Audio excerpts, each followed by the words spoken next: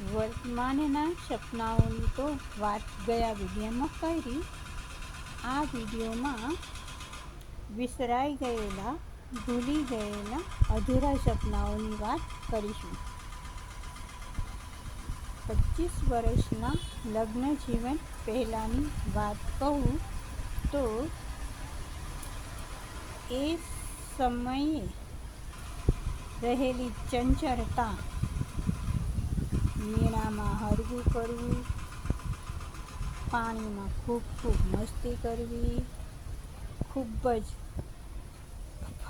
રખડવું, સંધ્યાના સમયે હિંચકા ઉપર બેસી આકાશ તરફ જોઈ, હિંચકાની સ્પીડની સાથે સાથે સપનાઓ સજાવવા, મનમાં ખૂબ સપનાઓ સજાવવા.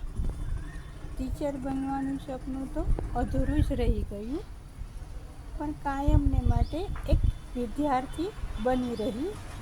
જિંદગી રોજ કંઈક નવું શીખવે છે. ઘણું બધું છૂટી ગયું, પણ મેળવેલું પણ ઘણું છે. જીવનનો પૂરેપૂરો સંતોષ છે. લવિંગ કેરિંગ હસબન્ડ છે, આજ્ઞાકારી હોશિયાર પુત્ર છે અને સમાજમાં એક અલગ જ નામ સાથે ઓળખ છે, જે બધા જ અધૂરા સપનાઓની ખોટ પૂરી કરે છે.